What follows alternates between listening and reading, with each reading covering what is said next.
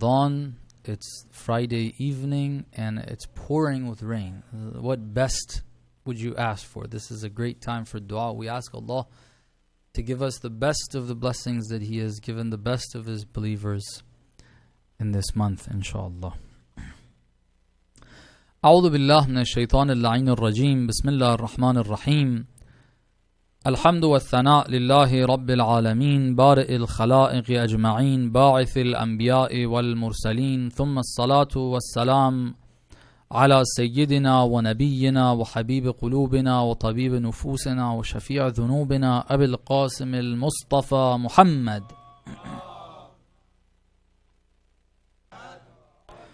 وعلى أهل بيته الطيبين الطاهرين المعصومين المكرمين المنتجبين لا سيما بقية الله في الأراضين روحي وأرواح العالمين لتراب مقدمه الفداء ولعنة الله على أعدائهم أجمعين إلى قيام يوم الدين. For the hastening and the return of our Imam, please recite the salawat.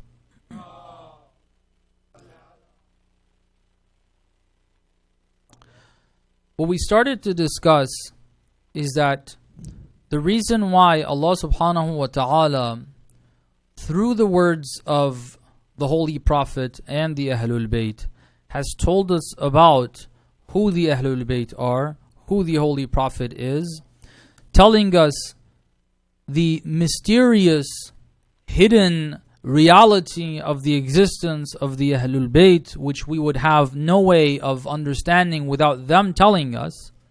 The reason why that is coming our way is to tell us that the Ahlul Bayt are an intermediary, unlike the simple asbab that you have in this world that we encounter on a daily basis.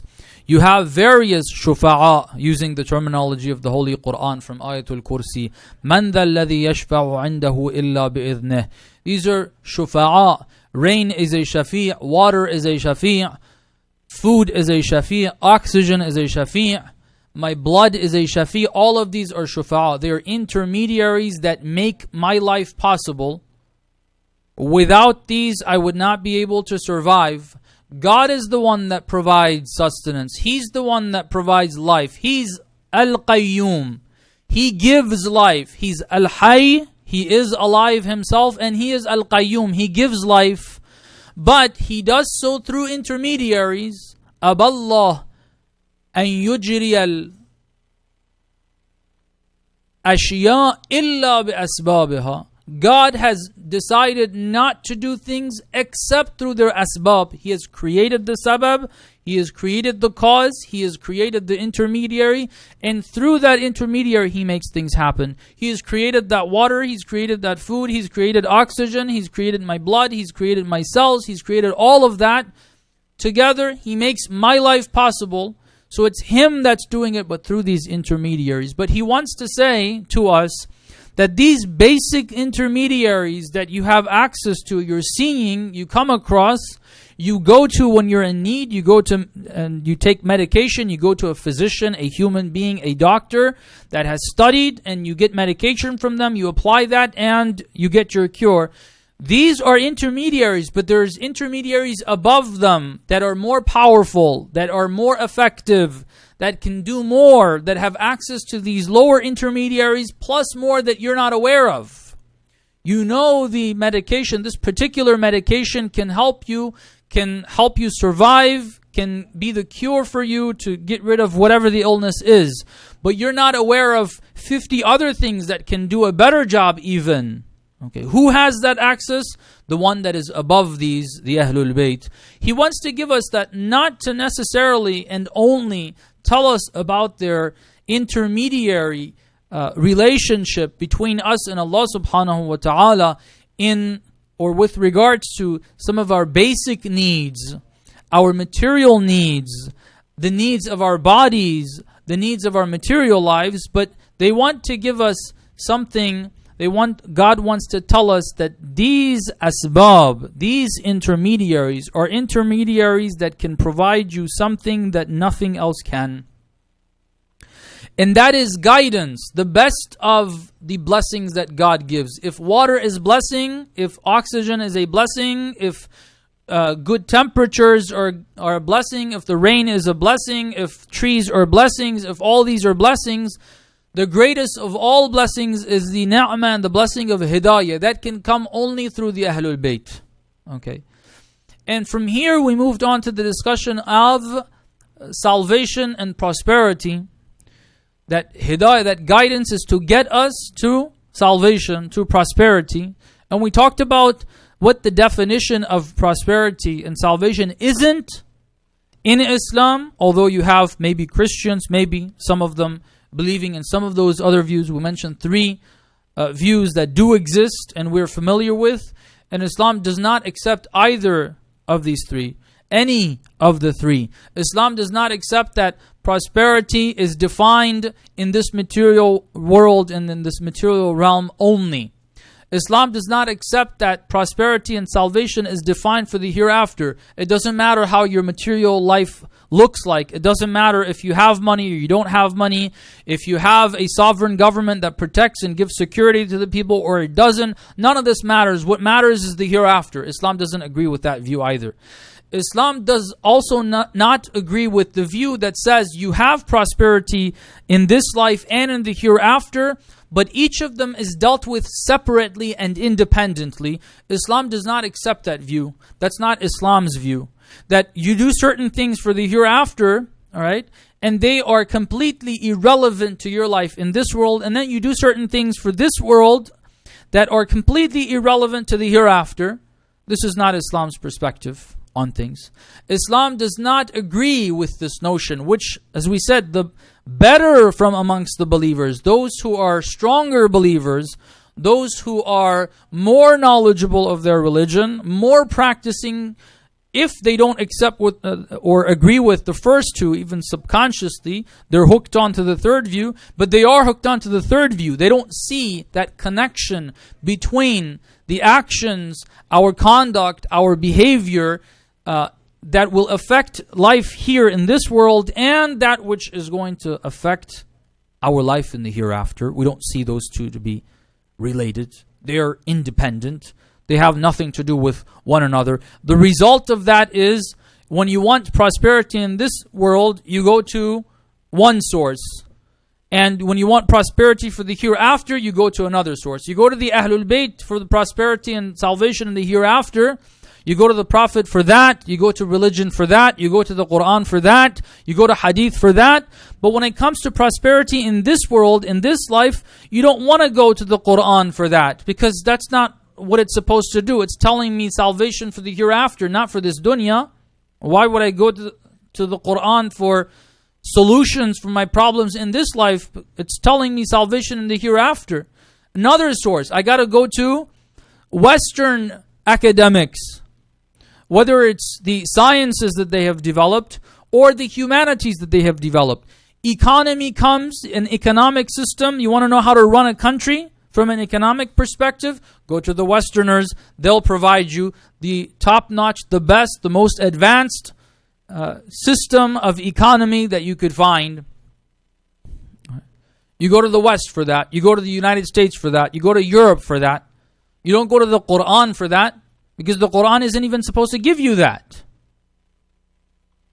When you're looking for a political system that is going to be affecting the well-being of a people in this world from that perspective, you don't go to the Quran, you don't go to the Hadith, you don't go to the Imams. Why? Because it's not supposed to provide you that. Who's supposed to provide you that? We're supposed to develop that ourselves. We'll go to the atheists, we'll go to the Christians, we'll go to the Jews, we'll go to whoever has done this on their own. And it has nothing to do with revelation. Why? Because revelation has to do with the hereafter. Life after death. The moment you die, the moment you take that last breath, that's when all this religion is going to come into play. And yes, religion has said, take care of your dunya as well. But how you do that, that's none of my business. You just take care of it. It's important, but you take care of it yourself. Islam doesn't agree with this. This is not the Islamic perspective. Islam says that your life here in this world is what is going to be reflecting in the hereafter. Your prosperity in this world and your salvation in the hereafter are one and the same. They're inseparable.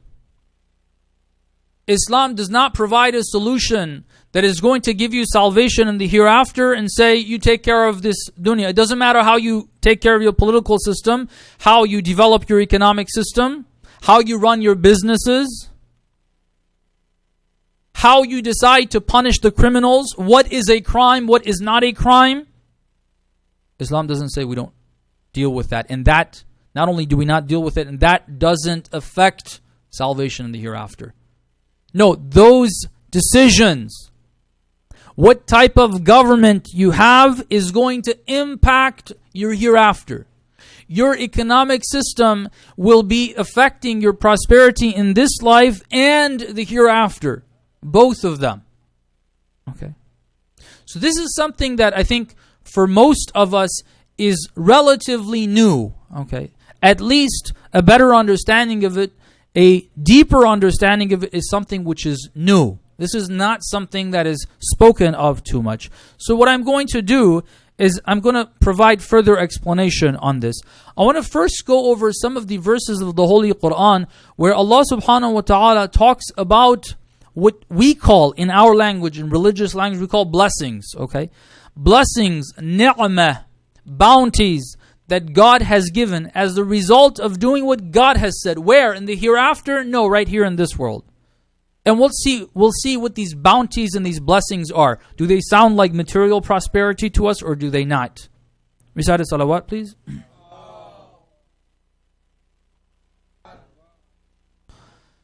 In Surah Al-Anfal, verse 26.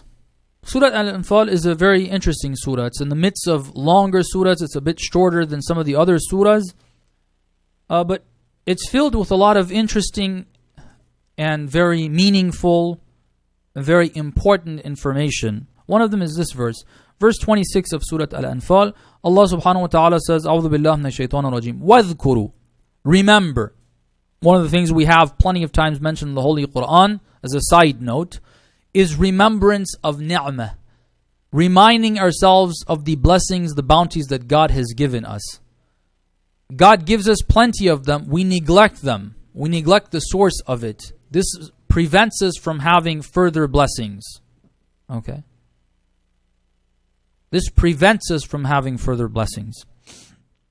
وَاذْكُرُوا وَاذْكُرُوا إِذْ أَنْتُمْ قَلِيلٌ مُسْتَضْعَفُونَ فِي الْأَرْضِ تخافون أن يتخطفكم الناس فآواكم وأيدكم بنصره ورزقكم من الطيبات لعلكم تشكرون. I sort of mentioned this last night, but I'm giving you the verse and explaining what the verse is. God says, remember, there was a time that you were قَلِيلٌ مُسْتَضْعَفُونَ. You were a very small number. And people were oppressing you. You had the ظالمين, the rulers of Mecca. They were oppressing you, torturing you, just because you're saying La ilaha illallah.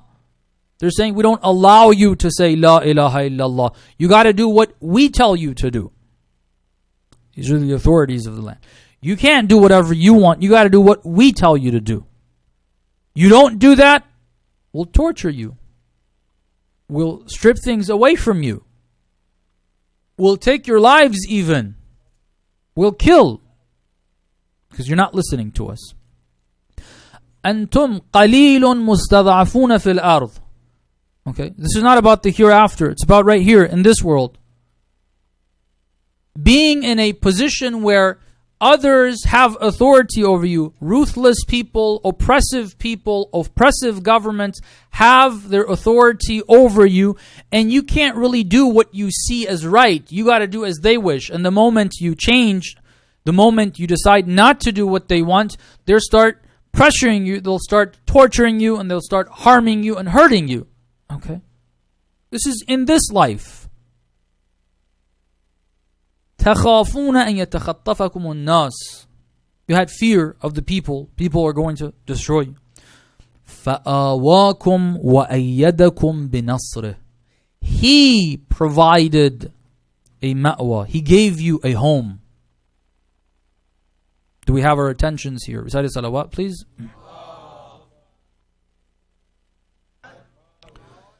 We gave you a home. Medina. Look at how things happen, how God provided this blessing for the believers over the course of 3 years. Exactly when the believers needed a home to move out of Mecca, it was provided for them. Allah subhanahu wa ta'ala provided it. Right when the need was there. Right when it was the time to leave Mecca. After Abu Talib and Khadija salamullah alayhima. Where the believers didn't have the little protection they had. Whatever they had, they were able to preserve them or protect them from the kuffar. When they lost that, and they stepped up the pressure and the torture and all of what they were doing, they needed a place. Allah subhanahu wa ta'ala made it possible, made Medina possible for them, a home for them. Looking at that history, we don't have time to go over that. How over the course of these 3 years, these believers came to be believers in Medina and created that platform so the believers could go over there and set up the government. فَآوَاكُمْ, then وَأَيَّدَكُمْ بِنَصْرِهِ, He gave you victory. The battle of Badr, which the believers did not think in the wildest of their dreams that 313 people with very little warfare are going to be able to stand against over 1,000 soldiers with plenty of food, plenty of warfare, plenty of experience. It was incomparable. These two were incomparable. They didn't think that they're going to have any chance against these people. أَيَّدَكُمْ بِنَصْرِهِ, He made it possible. وَرَزَقَكُمْ مِنَ الطَّيِّبَاتِ لَعَلَّكُمْ تَشْكُرُونَ. So how is this relevant to what we're saying? Look, the actions, what God says, look, you do this, say La ilaha illallah, your belief, correct that. Know that the source of everything is God. Get that right? And then do these actions. That prayer has to do with it. The fast has to do with it. Hajj has to do with it. Umrah has to do with it. Zakat has to do with it. But that's not the only thing that has to do with anything. That's not the only thing that has to do with this victory. It's also, for example, following the leadership of the Holy Prophet. And the Holy Prophet says, look, we're going to do this, we're going to do that. We're going to move out of Mecca now, we're going to go to Medina. These were political stances that the Holy Prophet took, setting up that government, the treaties that were made with the Holy Prophet and the Jews. The armies that he put together, these have to do with governing the people. Look, you do what I tell you, I grant you all of this. You were just a few people, small in number, oppressed. You did what I told you. What did I give you in this world, not the hereafter? I gave you a home. And then eventually they even conquered Mecca. Prosperity. رَزَقَكُم مِّنَ الطَّيِّبَاتِ وَرَزَقَكُم مِّنَ الطَّيِّبَاتِ. God provided you with the tayyibat. These people, a lot of them were poor. Some of them had wealth, but it was taken away from them because of their Islam. Initially you may think, they lost. But no, continue. In this life God gives. They became the wealthiest nation. They became the wealthiest nation. The khiraj that was eventually, after the life of the Holy Prophet, when they conquered what is today's, what we call Iraq. Of course it was called Iraq as well, but not as a country.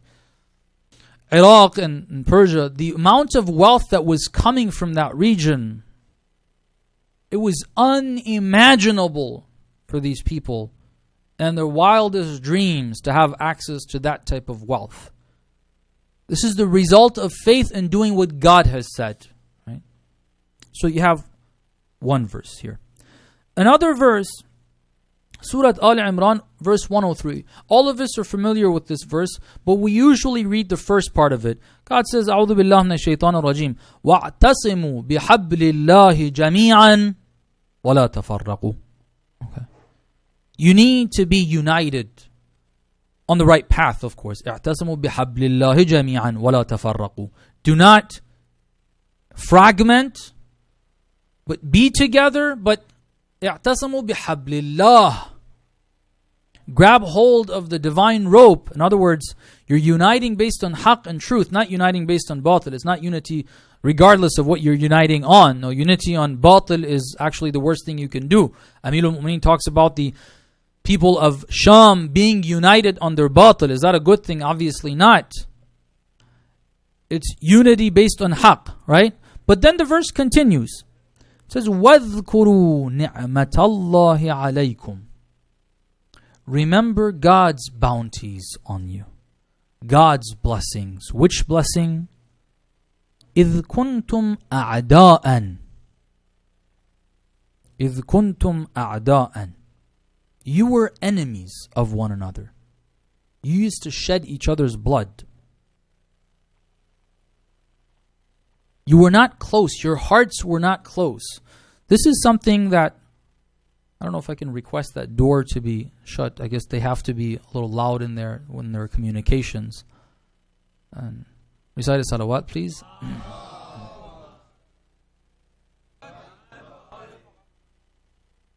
The hearts of people coming together.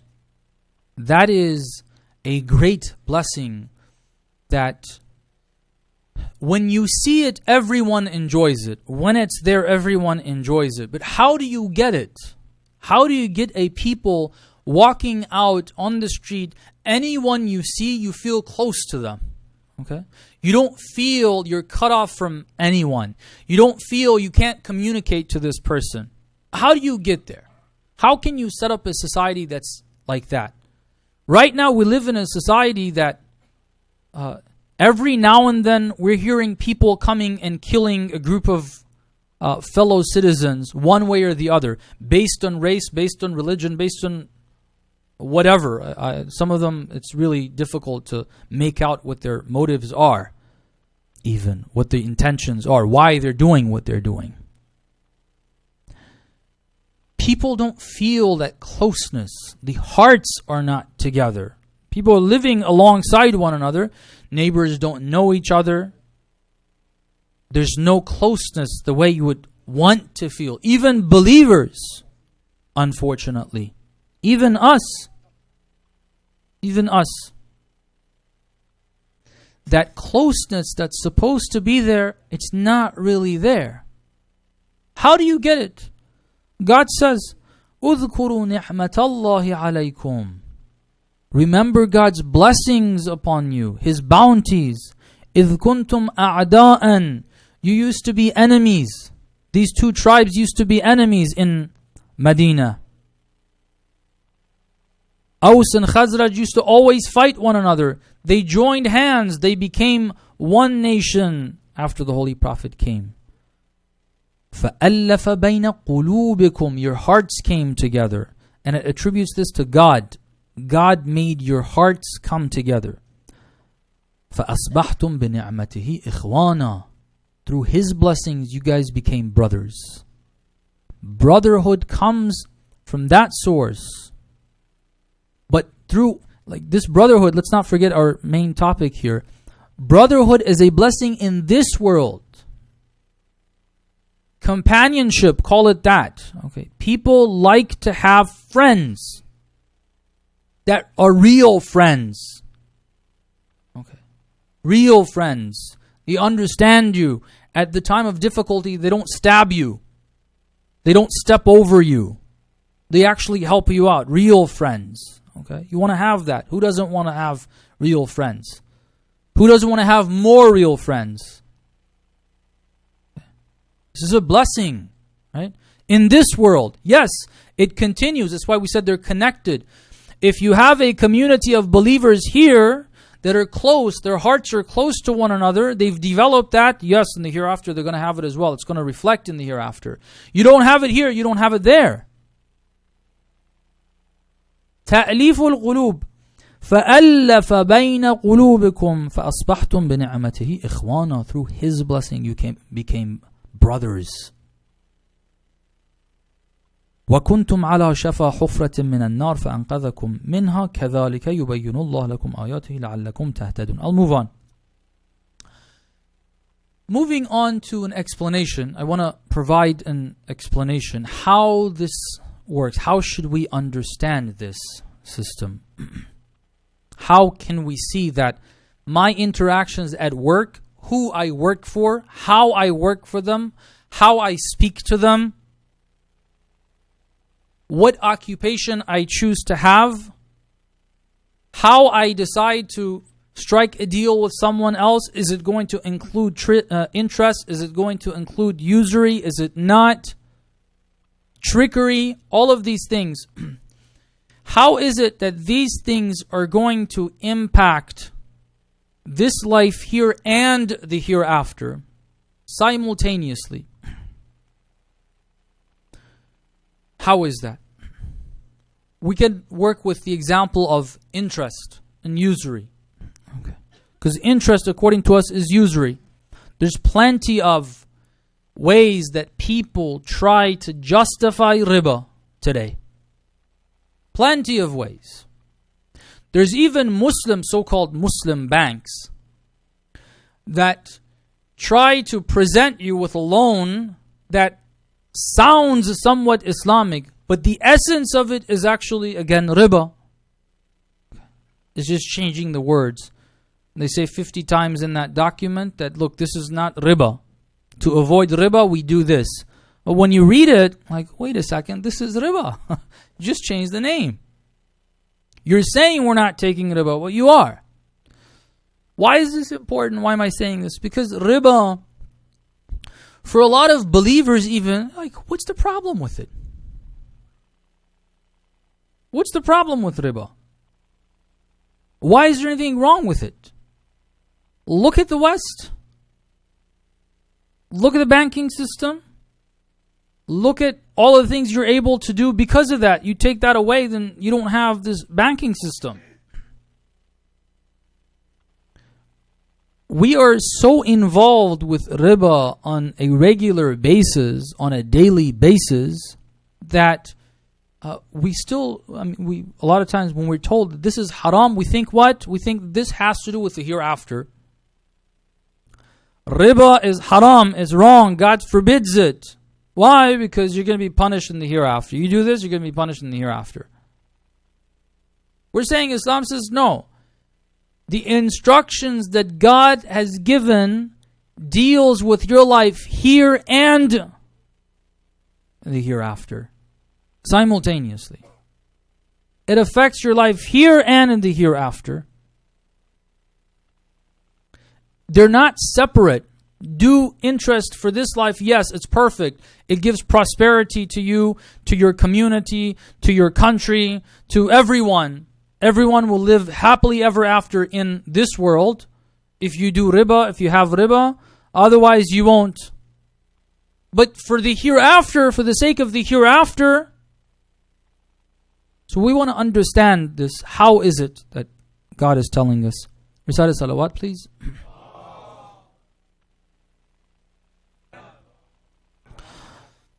It all goes back to Tawheed, brothers and sisters. Everything in Islam goes back to Tawheed. Everything that we have goes back to Tawheed. God is the only source for everything and anything. There is no other source for any existence. There is no other source for any effect that any existence has. Okay? God has created mankind. He has created the earth. He has created the heavens. He has created the planets. He has created the stars. He's created the sun. He's created all of these things. We know this. We read it in the Holy Quran, right? Hopefully we have faith in it as well. Reading it is one thing, believing in it is another. Really believing in it. Okay, it's pretty basic. You believe that God created this. But you know what it actually means that God created this? It means that God created the sun to have this impact on the earth, this very specific impact. He created the sun to be able to have this relationship with water, that the waters evaporate and they form clouds. Okay. He created the sun with that effect, with that relationship. He created the water, He created the sun. He created heat. Okay. Why does heat impact water in this way? He makes it impact water in that way. Why is it that when it's cold, it doesn't evaporate in that way? It's when it's hot that it evaporates. Okay. Or when it's cold, it perhaps evaporates in a different way. Each of them has their own properties. Why does the sun or heat or the cold or water or soil or whatever the substance, why is it that uranium, enriched uranium, is going to give you nuclear energy and whatever else is there that can give you that? Why does it have to be enriched for it to give that? This property is also something that God is giving it currently. Okay? Why is it that electricity has the properties it has? God created that, and He has given it the properties that it has. If electricity is able to give us light here, God is making it give light here. The relationship between that matter which is there, and when electricity comes into it, it glows, and it illuminates this room here. All of this is God created. God is giving it that. All right? So this is material objects we're mentioning. Let's move on one step forward towards our destination. These objects, their impact on us, okay, that's also something that God has given them. It's water that quenches your thirst. If you add salt to it, then it won't quench your thirst. You keep drinking and drinking and drinking and drinking. It doesn't quench the thirst. You add that one element to it, it changes. Okay. Why did it change? Did the water itself decide that it's going to do that? It sat down and thought, okay, I'm going to have this impact on people. It doesn't have life. It doesn't have intellect. It's not intelligent. God gave it that property. It's the creation of God. The same way that its existence came from God, its properties, what it affects, in what way it affects, exactly when it's going to affect it is something that God gives it. So if this is supposed to be good for me, the moment I eat it, not humans in general, maybe for me, God has created my body in a way that if I have peanuts, I'm going to die. Everybody else loves peanut butter. I have allergies. Okay. I've been created with this property. You have a touch of that, you're dead. Okay. Everybody else has it, they're fine. It's good for them, not good for me. He created me, He created them, He created peanuts. Everything that He has created, what the effect of sun is on me, the sun. We need sunlight. I don't know, whatever vitamin it is that is impacted by that. You need to be under sun. But too much of it is harmful.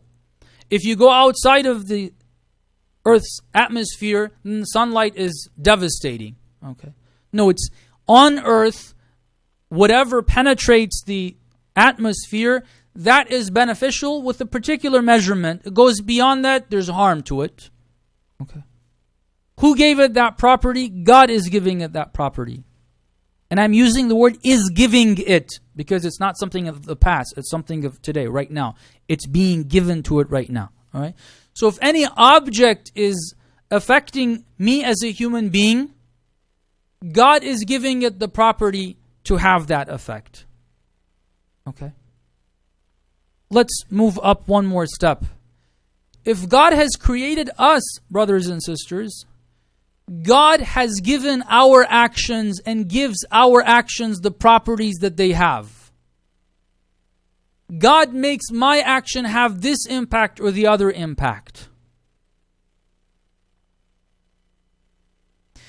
If I'm able to raise my hand, my soul is able to have this impact on this matter, my hand, this material body of mine. God is making my soul be able to impact this matter right now. Okay? And the effect of me, a better example, because this is the example of going back one step. Recite a salawat, please.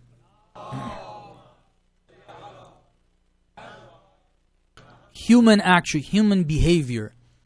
My action, my behavior, my movement of my hands when I move them up and I pronounce this word Allahu Akbar based on the intention that I have. Okay. This having whatever impact it has on me, on my surroundings, in this world and in the hereafter, that's something that God gives. Alright? Nobody else gives. I don't decide, if I raise my hands, it's going to have this impact, or I can't even control my own heartbeat. I don't control anything. God says, look, this is it. You face this direction, not the other direction. You raise your hands, it's recommended. You have to say Allahu Akbar. You begin your prayer with this intention. There is a God, I am facing the direction He has told me, and I'm speaking to Him. Bismillah ar-Rahman ar-Rahim. You say these words. All of these are physical things. These are actions that you are performing. What effect is this going to have on me, on other human beings, on the surroundings, objects, and everything?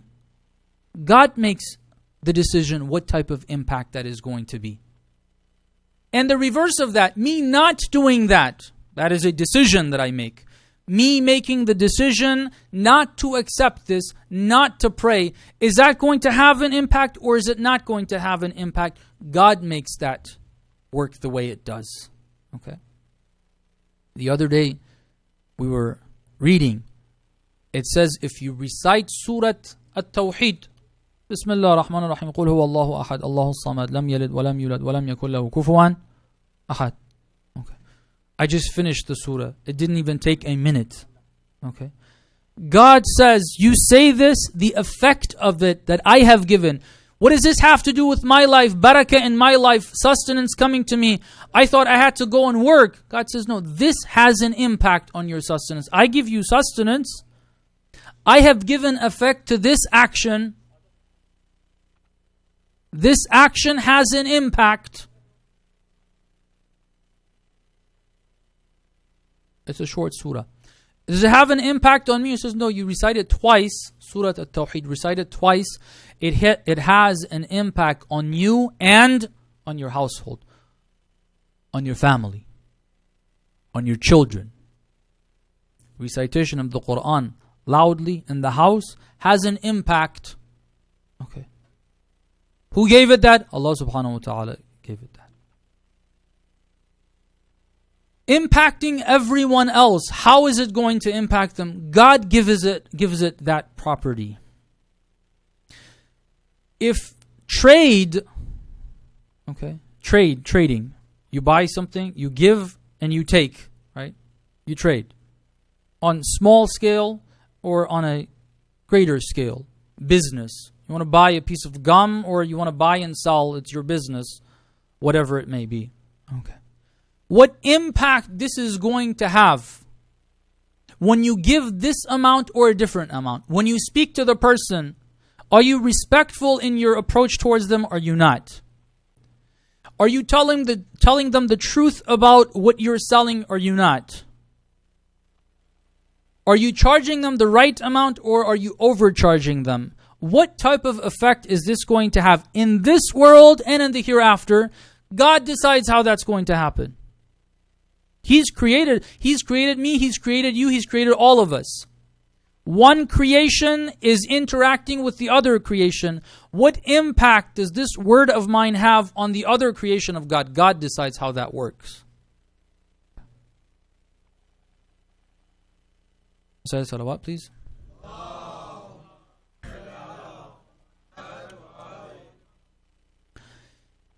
If your business is going to be successful or it is not, you're working within God's system, within God's structure.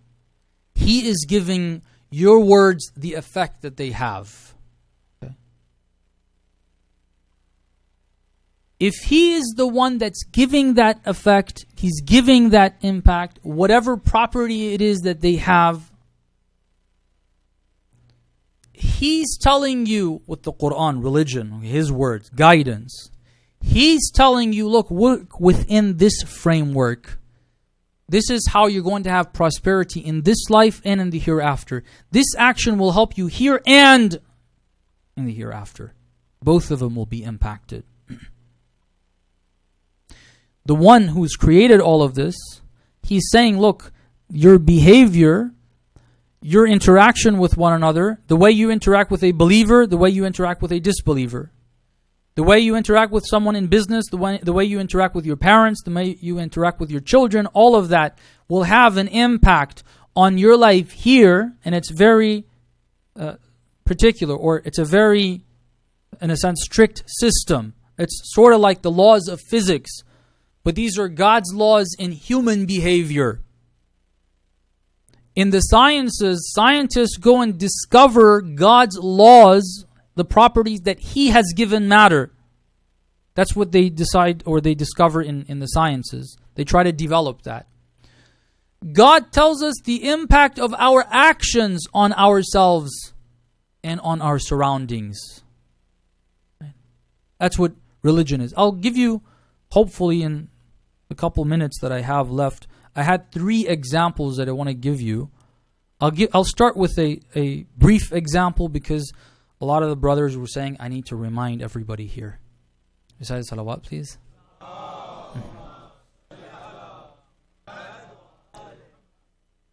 There is an effect that israf has, on our life here and in the hereafter. The impact of israf isn't only in the hereafter. Yes, there are negative effects to israf in the hereafter. There's punishment for israf, for tabdhir, for wasting in the hereafter. You have that. But that's not the only impact that it has. Salvation that Islam tells us about, prosperity, is in this world and in the hereafter. When it says you don't waste, it affects your life here and in the hereafter. Okay. One of the problems that we see, unfortunately, when God gives us, when we don't have, we're fighting over a dry piece of bread. Even a dry piece of bread is not something that we would leave. And we would be fighting over it. But when God gives us, we start wasting. Okay. God has given us, brothers have shown me the way things are wasted. Iftar, the month of Ramadan. Okay. There's various ways we waste. Okay. Whether it's taking too much food that we can't have, maybe perhaps sometimes as parents not giving our children the right amount, giving them extra too much where they can't handle, and it goes to waste. This is wasting. Unfortunately, wasting in America is a culture. Okay. The culture is you waste. I won't forget, I may have mentioned this example. I was just shocked. We had a day that I was taking the summer course in Maryland in a community college over 10 years ago. And there was a day, there was a lot of students from various ethnic backgrounds. And so there was a suggestion that everybody bring some food from their ethnic background. So I took some food my mother made, although she's American, but she made some Persian food. And so I took that there. I can't forget that there was this female student. She took almost a plate full, took a couple of bites, threw it in the... I don't know if she liked it, she didn't like it. Look, if you don't know if you're going to like it or not, take a little bit. Take a bite. You don't like it, don't eat it. You just wasted all that rice and meat and whatever else was there. And it's completely fine. Absolutely. You buy a drink a few sips. I don't feel like it. Just throw it in the bin. Systematic waste in this country, which is a topic I won't continue with, or any of the other examples. Time is approaching Salat time, and I'm sure you guys are very hungry, and so I'm not going to take any more of your time. Inshallah, I'll mention some of those examples tomorrow. The reason why I'm taking my time on this is because the understanding of this concept within Islam is very important in how we're going to live our lives, if we get a correct understanding of that. We ask Allah subhanahu wa ta'ala to enlighten our hearts with the light of the Ma'sumin and light of the Quran. We ask Him to allow us and to help us benefit from this blessed month. We ask Him on this Friday Eve, which I wish we had the opportunity to recite Dua Samat, one of the greatest du'as that we have, and these were the moments for it.